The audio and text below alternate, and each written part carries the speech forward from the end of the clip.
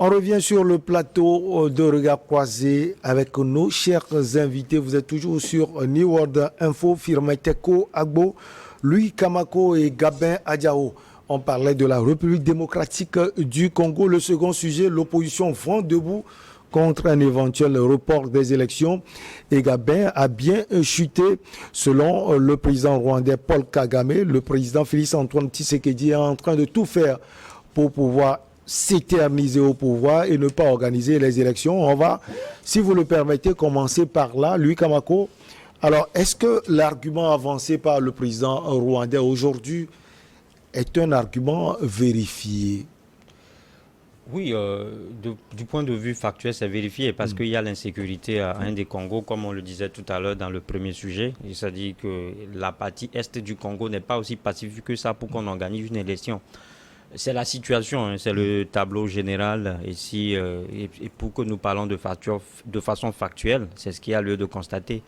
Mais au-delà constitutionnellement, je pense que cet argument ne tient pas. Ça ne tient pas la route parce que selon les tests constitutionnels, il doit finir son mandat à 70 jours, en fait, avant la fin de ce... En fait, il doit finir, il doit quitter le pouvoir. En fait. Avant les élections, vous il doit organiser les élections 70 jours avant la fin de son mandat. Donc aujourd'hui, il a accompli peut-être déjà en décembre, il y a l'opération d'enroulement d'électeurs qui a démarré, une campagne de recensement des électeurs qui a démarré zone par zone. Et donc, mais subitement, et que comme tu le dis, ces derniers temps, il trouve que le pays n'est pas à même d'organiser des élections dans ces conditions. Peut-être qu'il a raison, compte tenu des réalités. Et comme vous l'aviez dit, l'insécurité est grandissante. Oui, l'insécurité est grandissante, mais nous allons nous mettre dans le respect des comptes constitutionnels parce que nous aimons tant proclamer que nous sommes dans un État démocratique, que l'Afrique est en marche vers la démocratie. Donc, vu comme tel, je pense qu'on doit mettre les moyens en œuvre justement pour concrétiser cette démocratisation-là. Donc, vous voyez, mais sauf que ce que dit Tshisekedi ne tient pas parce qu'on a déjà vu des pays organiser des élections dans un climat aussi affreux. Hein. Je veux citer l'exemple du Burkina Faso. Du Mali également. Du Mali également. C'est-à-dire que l'insécurité était grandissante dans ces pays-là, mais les présidents sortants ont pu organiser quelque chose, même si on nous dit qu'une grande partie du pays n'avait pas pu justement ouvrir les bureaux de vote. Mais l'essentiel, c'est qu'il y a eu justement un vote qui a consolidé l'étape de la démocratisation dans ces pays-là. Donc aujourd'hui, il est de bon aloi que l'opposition se mette banc debout contre ce projet de prolongation de mandat du président Tshisekedi. Parce que, je le dis, parce qu'on parle d'insécurité, on parle de la crise, peut-être les élections peuvent constituer un début de règlement de cette crise-là. On a parlé tout à l'heure de la relation... L'élection, peut-être changement à la tête du pays. Exactement. Avec une nouvelle stratégie sécuritaire. De nouvelles figures viendront peut-être renverser la vapeur. On a dit tout à l'heure qu'il faut trouver quelqu'un, un interlocuteur valable entre le Congo et le M23. Et peut-être... l'après Tshisekedi sera peut-être le début du règlement ou bien de la résolution de cette crise-là. Donc je pense que dire aujourd'hui que le pays n'est pas aussi sécurisé, n'est pas aussi stable que ça pour organiser l'élection, c'est une argutie pour moi. Parce que les opposants ne vont jamais le tolérer. Tous, depuis que Tshisekedi s'est investi, ces opposants aussi, Sam, hein, c'est-à-dire qu'ils travaillent pour justement le suicider. Maintenant que vient le moment, leur dit d'attendre et que non, mais parce que je l'ai toujours dit, l'insécurité, la faim, la pauvreté, je crois que c'est des jeux de mots, c'est-à-dire c'est des mots qu'on ne saurait jamais éradiquer dans un pays. C'est-à-dire tant qu'il y a la société, tant qu'il y a la nation, vous verrez toujours des gens pauvres, vous verrez toujours une partie du territoire qui sera menacé ou bien qui sera menacé. Donc c'est un peu ça. Donc dire que les élections doivent être repoussées juste parce qu'il y a de l'insécurité, je pense que c'est une fuite en avant. Alors, Firmin Teko Agbo, ce que dit le président Félix-Antoine Tshisekedi, on peut le comprendre parce que quand on organise aussi les élections dans ce climat, On va venir ici en parler, les gens vont le critiquer également. Alors, il veut des élections apaisées, il veut la sécurité avant d'aller aux élections. Est-ce que ce n'est pas une réalité? Non, je pense que quand vous raisonnez comme ça, vous soutenez la dictature, les putsch. Et quand lui aussi raisonne comme ça, mais aujourd'hui, lui m'étonne. C'est lui qui parle aujourd'hui de démocratie, la démocratie en marche en Afrique. Donc il faut coûte que coûte. Je sais que vous voulez parler du Mali, parce qu'il a toujours dit donner le temps au Mali. Oui, il faut coûte que coûte qu'on organise les élections et respecter la constitution. Donc au Mali, il n'y a pas de constitution. Au Burkina Faso, lui, Kamako, il n'y a pas de constitution. Vous voulez, donc moi, ce soir... Est-ce que vous voulez que je vous réponde? Non, je n'ai pas besoin de votre réponse. Donc, allez au bout de donc ce soir... Je note une certaine... non, je vais dire, je suis quelqu'un de poli. C'est juste dire que je ne retrouve plus lui, Kamako, qui a toujours soutenu les coups d'État et les putsch. C'est-à-dire, aujourd'hui, on demande aux Maliens d'organiser les élections. On demande aux Burkinabés de quitter le pouvoir. Ils doivent quitter le pouvoir. Du moment où... le temps. Et on peut comprendre lui. Non, on va plus comprendre. Du moment où lui, aujourd'hui, ce soir, il me paraît un bon démocrate. Les démocrates ne soutiennent pas les coups d'État. Les démocrates ne soutiennent pas les putsch. Les démocrates ne soutiennent pas des situations instables, des situations la prise de pouvoir, la prise de pouvoir. Lorsque vous parliez, lorsque lui parlait, lui, Kamako, vous savez, lui, Kamako, vous avez votre temps de parole. Vous avez votre temps. Vous avez votre temps. Laissez-moi, parce qu'aujourd'hui, non, c'est lui qui clamait, c'est lui qui adulait tout à l'heure la démocratie. Et en réalité, peut-être, Tshisekedi a besoin de temps pour organiser les élections. Lui dit non. Ou ailleurs, on demande à ce qu'on organise les élections. Lui dit non. Donnons le temps. Mais lui, que je trouve tellement intelligent, un grand rédacteur en chef qui parle aujourd'hui comme ça. Alors que moi, j'ai toujours apprécié l'esprit démocratique. L'esprit démocratique de Louis Maintenant, oui, allez-y. Louis Kamako, j'ai toujours apprécié votre esprit démocratique. Sauf que dans certains dossiers, cet esprit-là est devenu tellement fébrile et cet esprit ne comprend plus rien. Et il s'affiche derrière ceux qui se disent panafricanistes et qui constituent cette jeunesse-là qui détruisent l'Afrique aujourd'hui. Donc, je fais partie de cette jeunesse qui détruit l'Afrique. Je n'ai pas encore dit ça. Par rapport à la RDC, vous savez, vous devez savoir qu'il y a un lien entre les élections. Il y a un lien entre les élections et les rebelles et l'Est de la RDC. Je m'explique. Est-ce que vous vous rappelez comment Kabila Père est arrivé au pouvoir en 1997 Il a été soutenu par les rebelles, vous avez oublié? Voilà. C'est pas du tout. Voilà. Donc, arrivé à un moment donné, il ne respectait plus l'accord signé entre lui et les rebelles.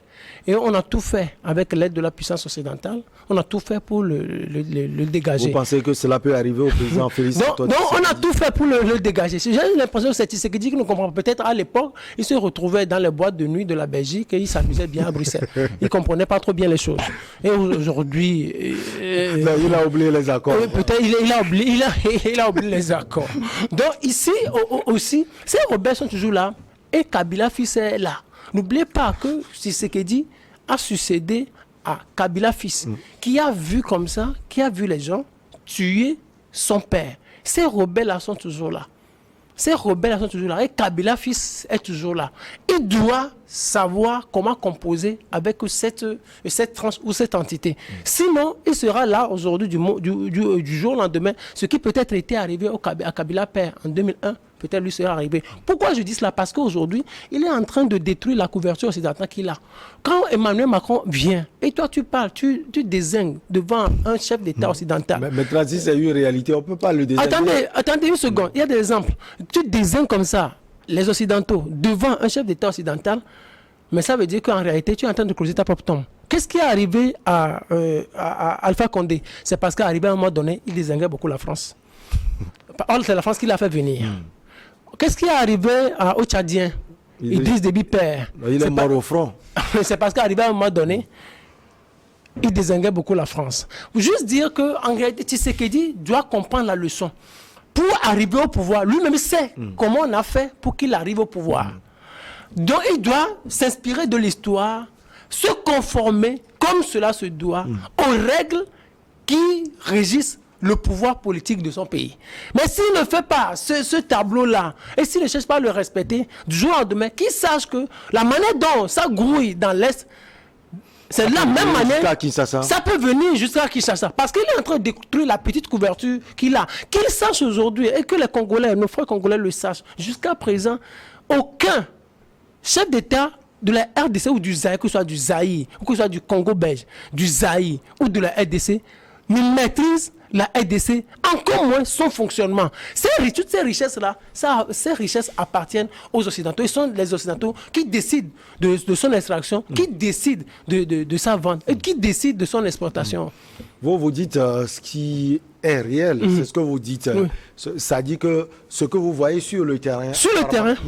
Alors, Gabin Adjao, on peut connaître la composition ou bien la configuration politique même de l'opposition de la RDC. Aujourd'hui, on sait qu'il y a des fils d'Ariane, Moïse Katumbi, Chapoué, Jean-Pierre Bemba. On voit souvent dans les manifestations celui que certains nous présentent comme le président même de la RDC, le président élu de la RDC. Alors, est-ce que l'opposition, là, même si elle est vent debout contre le report des élections, elle peut peser? Oui, elle peut peser. Si elle a derrière elle la population, une franche partie de la population. Sauf qu'aujourd'hui, c'est la population qui est décimée et je pense que cette population-là n'a pas pour le moment la tête aux élections. Ce qui préoccupe aujourd'hui les Congolais, c'est la sécurité. C'est la sécurité du pays aussi. Mais donc le président a peut-être raison. Pour moi, sur le fait, il a raison. Parce que ce qui compte aujourd'hui, c'est premièrement, il faut sécuriser le pays. Mais quand on parle d'élections en Afrique, c'est que de part et d'autre, le pouvoir et l'opposition, ils sont tous égocentriques. Quand le président parle aujourd'hui du fait de reporter les élections, je ne sais pas si après son mandat, il va organiser une transition où il y aura un autre qui va venir au pouvoir, gérer les affaires courantes jusqu'aux élections prochaines, ou bien il va rester au pouvoir. On ne le sait pas, puisque là, le pays va tomber dans un vide constitutionnel.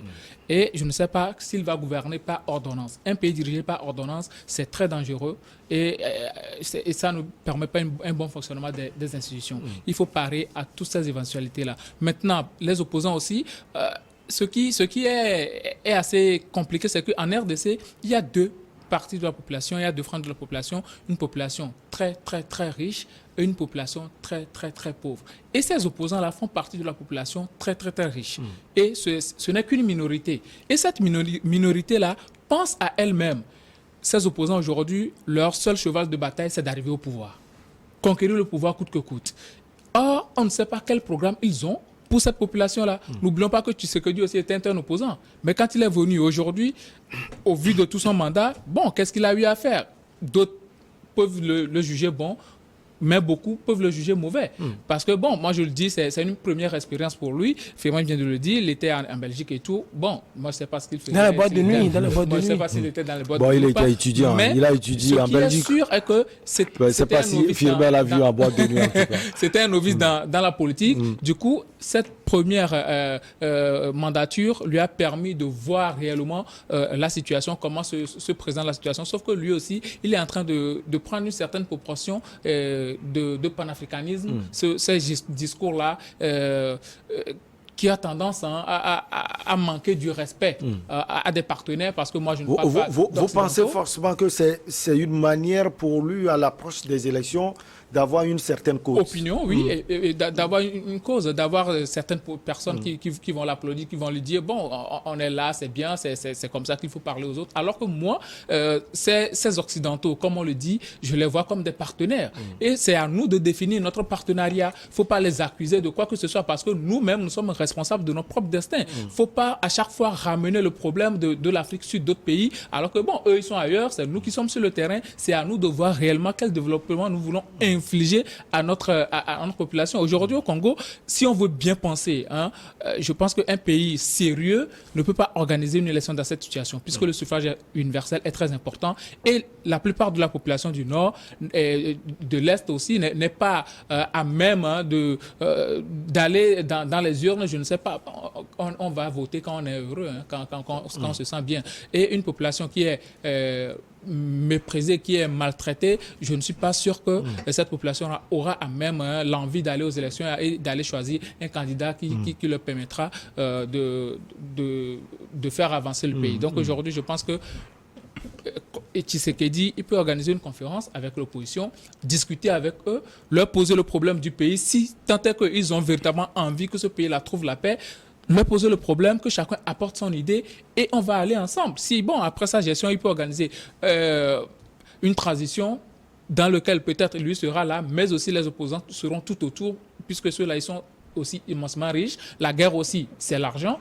Il peut les organiser tout autour de lui et puis faire avancer le pays et attendre jusqu'à ce que les élections viennent. En RDC, on sait très bien que l'Église catholique intervient à chaque moment. Donc, c'est le moment aussi d'intervenir et d'appeler tous ces acteurs politiques-là, puisque quand la politique prévaut, chacun lutte pour sa chapelle. Et je suis sûr que dans ce cas, Tshisekedi, lui, il va prêcher pour sa chapelle. Les opposants aussi, eux aussi, cherchent une personne neutre qui va les appeler tout autour de la mère patrie pour permettre à ce qu'on puisse aller à l'apaisement et ensuite organiser les élections. Le risque, lui, Kamako, c'est qu'on rencontre des violences en République démocratique du Congo. Alors quand on voit l'opposition aujourd'hui, Moïse Katumbi, Jean-Pierre Bemba, on voit Augustin Matata Pogno, l'ancien Premier ministre, et puis Martin Fayulu, le virulent, celui qui pense qu'il est le président légitime du pays, sans oublier tant d'autres également. Le risque, c'est qu'il y ait des manifestations et que finalement, qu'on tombe encore dans, si on peut le dire, la violence en République démocratique du Congo. Quelle solution pour éviter tout cela ? Oui, non, mais la solution, ça viendra de Félix Tshisekedi. Parce que c'est vrai ce qu'il dit, qu'il y a de l'insécurité et tout, et que le pays n'est pas apaisé. Mais je crois que ça fait partie, justement, des promesses faites par Félix Tshisekedi. C'est-à-dire qu'à l'orée, par exemple, de sa mandature ou bien de son investiture, il a promis qu'il va justement établir l'autre, qui va tout faire pour que son état-major arrive à éradiquer les forces étrangères et le M23. Pour vous, c'est un échec aujourd'hui? Oui, c'est un échec. C'est-à-dire qu'il est en train d'avouer complètement qu'il a failli à sa mission. Il a failli à sa mission parce que ça revient, quoi qu'on dise, ça revient à l'État en fait d'assurer la sécurité aux citoyens. Maintenant, d'autant plus que ça fait partie en réalité de sa promesse. Donc ça veut dire qu'aujourd'hui, il a lamentablement échoué. Parce que ce qui manquait aux Congolais, on le savait, c'est la sécurité. Et Fimet disait tout à l'heure que Kabila a tout donné à Tshisekedi, sauf la sécurité. Donc je crois qu'il nous revient d'œuvrer de tout bois pour que ces élections-là, cette élection-là ait lieu. Et si ce n'est pas le cas, je crois que le pays va aller de violence en violence. Parce que les opposants dont cité tout à l'heure, je le disais qu'eux aussi, ils attendaient justement leur temps. On a vu les conditions dans lesquelles Tshisekedi est venu au pouvoir, l'élection a été contestée et tout, mais après, les gens se sont dit, mais l'avenir du Congo en dépend, il faut justement le laisser terminer son mandat. Et donc, à la fin de son mandat, il doit convoquer le corps électoral, organiser une élection pour faire asseoir... Ils étaient dans la contestation durant tout son mandat. Voilà, vous voyez tout ça. Donc, à un moment donné, les gens se sont dit, mais ok, 4 ans ou 5 ans, c'est pas 50 ans, c'est pas une génération, ça va passer tout de suite. Donc le moment est venu, les gens meurent de patience, donc il revient à Félix Tshisekedi d'organiser les élections conformément au test constitutionnel et préparer sa succession. C'est de ça qu'il s'agit. Mais aujourd'hui, dire qu'il y a l'insécurité et que l'élection va être reportée, ça ne va qu'envenimer la situation parce que tu l'as dit, ces opposants-là, eux aussi, ils sont friands pour le fauteuil présidentiel. Ils vont vouloir que tout fait descendre les populations dans les rues.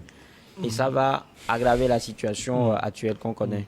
Alors déjà, les préalables pour l'organisation des élections, Firmin Tekou Agbo, les gens critiquent cela, la présidence déjà de la commission électorale, l'enrôlement également, ce sont des problèmes.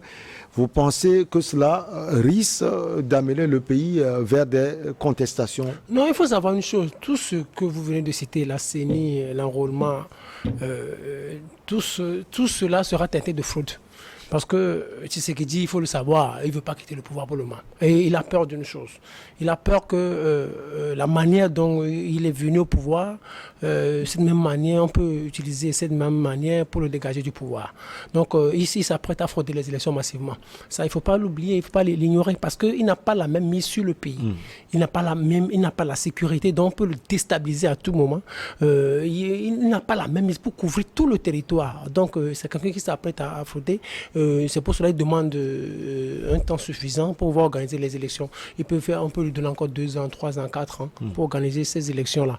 Et on se souvient, parce que c'est ce que Joseph Kabila aussi avait demandé, report sur report, et on a vu finalement le pays. On a vu finalement le pays, et aussi Tshisekedi, n'oublie pas le coup qui a été préparé et monté en 2018. C'est-à-dire, vous vous rappelez, lorsque les résultats étaient proclamés, la France avait son candidat qui était Martin Fayoulou.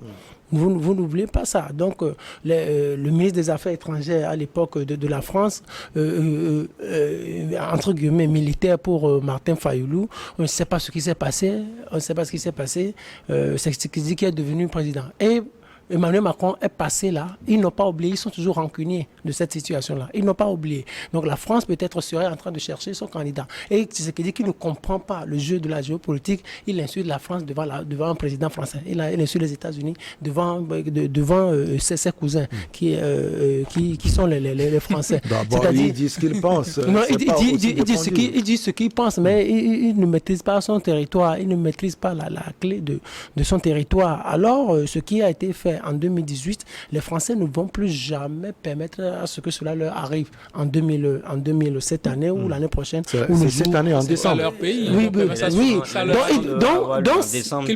normalement c'est en décembre, parce qu'en décembre ça fait 5 ans.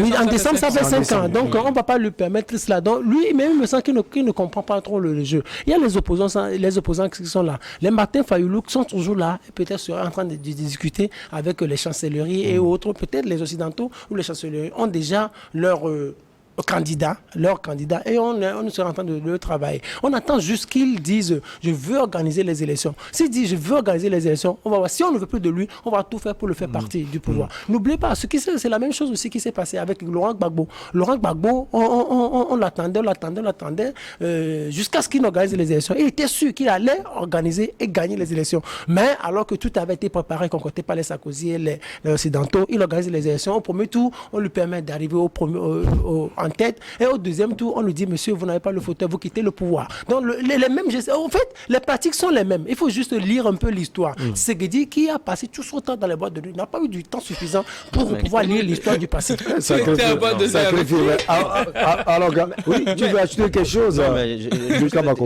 Ce que je voulais dire, c'est que même le président Tshisekedi et le président de la CENI ne parlent pas d'une même voix. C'est-à-dire que ce que dit le président Tshisekedi est différent du discours que tient le président de la CENI. Parce que moi, j'ai eu la chance d'écouter Denis Kadina qui disait que la CENI manque cruellement de moyens pour organiser les élections. Il dit que depuis octobre, ils n'ont reçu que des fonds pour le fonctionnement et de rémunération. Alors que le président, lui, pense autre chose. Voilà, le président parle toujours de l'insécurité. Ça veut dire qu'il y a une volonté manifeste, en fait, de Félix Tshisekedi de ne pas organiser ces élections-là autant voulu.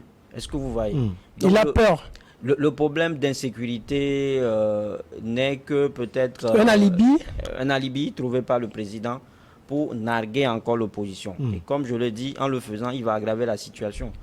Parce qu'il y a d'autres qui justement aspirent également à devenir président. Dans un pays comme le Congo, il ne faut pas s'amuser avec le destin du peuple. On a vu ce qui s'est passé au temps de Kabila et tout, et même lors de son mandat, il était obligé de maintenir l'opposition et également d'aller au fond et parler aux rebelles de M23. Donc je pense que l'heure a sonné pour lui de faire les choses dans les normes de l'art pour que la paix peut-être revienne au Congo. Alors vous pensez, parmi ces opposants, on n'a pas cité Joseph Kabila, qui peut aussi vouloir revenir au pouvoir. Est-ce qu'il peut-être il sera du côté du président Félix Antoine Tshisekedi ou carrément du côté de l'opposition? On l'a vu récemment au Katanga avec son ami Moïse Katumbi.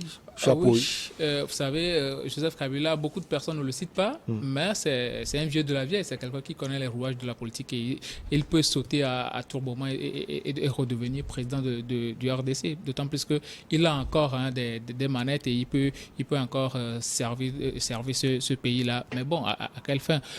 Aujourd'hui, je ne pense plus qu'il y a... Bon, c'est vrai, ce sont les politiciens et les intérêts peuvent guider l'un vers l'autre, mais je ne pense pas qu'aujourd'hui il peut avoir une certaine alliance entre Tshisekedi et Joseph Kabila, puisqu'il a été dupé, selon lui, entre-temps par le même Tshisekedi. Donc pour lui, aujourd'hui, le mieux, c'est de s'allier avec d'autres personnes.